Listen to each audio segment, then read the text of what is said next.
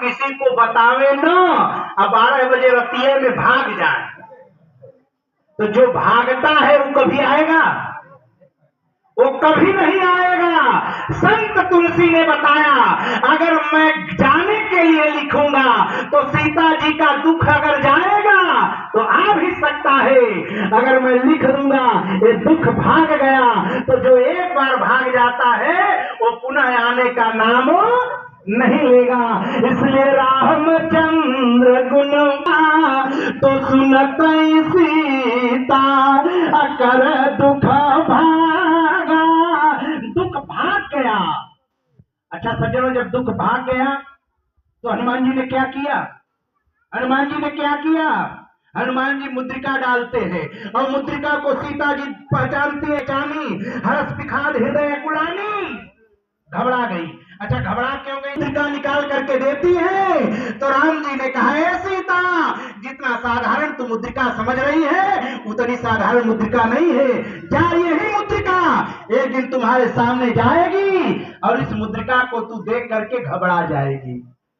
तो चकित चितावा मुदरी बंदर, बंदर। और आप जानते हैं लंका में लोग बंदर से घबराते थे। लंका में ध्यान दीजिएगा, जब अंगद जी लंका में गए थे, अंगद है, जरा रावण के बोलने का तौर तरीका कैसा बता सकते हैं? हनुमान जी ने कहा, अंगद भैया मत पूछो, रावण तो केवल बोलता है, दूसरे के सुनने का नाम नहीं लेता है। बोल श्री रामचंद्र भगवान की, काम सुनने का नाम नहीं लेता है। समाज में कुछ ऐसे लोग हैं वो केवल सुनाने का प्रयास करते हैं, सुनने का नाम नहीं लेते। लेकिन हनुमान जी ने अंगद को क्या कहा? केवल सुनाता है, सुनता कम है। अंगद जी पहले से तैयार है। अंगद जी जब है तो रावण बंदर कह रहा है, कहा लंकेश अकवन तय बंदर, रगड़ दिया बंदर। अंगद जी पहले से तैयार है और अंगद जी ने तुरंत जवाब दे दिया, कहा मैं रघुवीर अद्भुत कंधर। बंदर कहे उधर कंधर कह दिए। रावण ने अपने मन में कहा कि ठीक है हुआ, हमने इसको बंदर कहा तो इधर कंधर कह दिया, अगर हम बंदर कहते तो दशहरा कहने के कोई मिनट नहीं रहा था। हनुमान जी आज मैया सीता के सामने खड़े हो गए।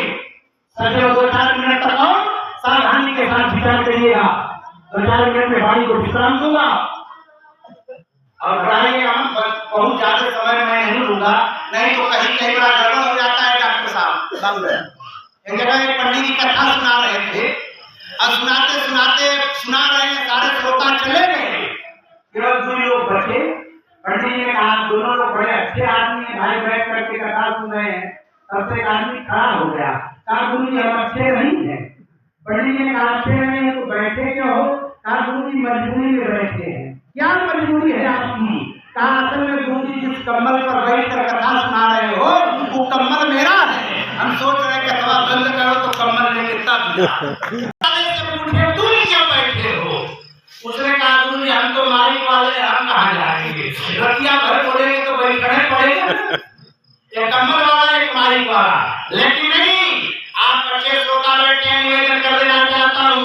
सच्चे विनम्रता की अंतिम पराकाष्ठा तक जाकर के सूर्य की किरणों की आभा प्रभा को अंतःकरण में समाहित करके चित्त के वृत्ति की व्यवस्था को क्रम में बदल करके कांति घोर घाट जंगल में जाकर के बड़े बड़े चोटियों को बढ़ा करके एक पैर पर खड़ा होकर के हजारों हजार साल तक उपासना करने के बाद परमात्मा का दर्शन नहीं हो पाता है। वो परमात्मा का दर्शन राम कथा में संभव है। राम कथा में निवेदन कर दूं, हनुमान जी आज भैया सीता के सामने खड़े। सीता जी परिचय पूछ रहे, मानिए परिचय बताया, मैं राम का दूत हूँ, राम दूत में माँ तू जानकी। सीता जी ने कहा नहीं, राम का दूत नहीं हो सकता है, ये राम आदमी है, कोई माया का दूत भेजा होगा। लेकिन हनुमान जी ने कसम खा करके कहा, हनुमान जी कसम क्या खा रहे हैं? कहा राम दूत में अम्मा तू जानकी असत्य शपथ करुणा निधान की। मैं करुणा निधान का शपथ खा करके कह रहा हूं, राम जी का शपथ नहीं खाए, रामचंद्र का शपथ नहीं खाए, रामकृष्ण का शपथ नहीं खाए, करुणा निधान का शपथ खाए। क्यों? अच्छे लोग बैठे हैं। ये भगवान का जो करुणा निधान नाम है केवल 3 लोग जानते थे, या तो सीता जी जानती थी, या तो राम जी जानते थे, या तो हनुमान जी जानते थे, लक्ष्मण जी भी नहीं जानते। करुणा निधान राम जी को कौन दिया? कहां से लिया है राम जी को करुणा निधान? जिस समय भगवती सीता पुष्प वाटिका में फूल लेने के लिए गई थी, पूजा। एक बात मैं बताऊं, सीता जी ने कहा बताओ क्या बताना चाहते हो? क्या बताना चाहते हो? हनुमान जी ने कहा मां तू स्वयं आ गए, और अग्नि के लिए लंका में रो रही थी, और लंका में किसी ने आपको आग नहीं दिया। मैया सीता ने कहा बेटा हमको किसी ने आग नहीं दिया। हनुमान जी ने कहा मां अगर लंका वाले तुमको आग नहीं दिए और आग के लिए लंका में तू रो रही थी, तो आपका बेटा है हनुमान आपके सामने खड़ा है। संसार में 3 प्रकार की अग्नि होती है, बड़वाग्नि, जठराग्नि और दावाग्नि। 3 प्रकार की आग है। कहा जठराग्नि हम लोगों के पास है, बड़वाग्नि समुद्र में है, और दावाग्नि जंगल में रहती है। हनुमान जी ने आज मैया सीता के सामने प्रतिज्ञा कर रहे हैं मां संसार में 3 प्रकार की अग्नि है, लेकिन मातु अग्नि के लिए लंका में रो रही थी, तो जो अग्नि को इकट्ठा करने जा रहा है। सीता जी ने कहा कैसे इकट्ठा करेगा? हनुमान जी ने कहा कि अपन जठारयागी बड़वागी सागर को, अपन जठारयागी बड़वागी सागर को, अपन का दवागी आगी आगी में मिलाई देव। आए हरो से आगी रहे, हरो से आगी रहे, आए आगे बीच आगिया में आगिया लगाई देव। कहल पवन सुतये तनो पनाही मिली, तो आज हम सूरज के तोड़ तारी फोड़ के गिराई देव। माई मोर एक अंगरा के बदे रोई देनु, काल सारी नगरी के अंगरा बनाई देव। बोलिए श्री हनुमान जी महाराज की। सज्जनों हनुमान जी ने कहा ए मां तू थोड़ी सी अग्नि के लिए लंका में रो रही थी, मैं प्रतिज्ञा कर रहा हूं मां की प्रभातकालीन बेला होते होते जब तक पूरे लंका को मैं आग नहीं बना लूंगा तब तक मैं शांति लेने वाला नहीं हूं। मैया सीता ने कहा कैसे आग बनाएगा? कहा बस सुनो मात मैयत से भूखा लाग देख सुंदर फल रूखा, हमको आदेश करो। सीता जी ने कहा हनुमान जी फाउल हो गए, आप रुक जाओ।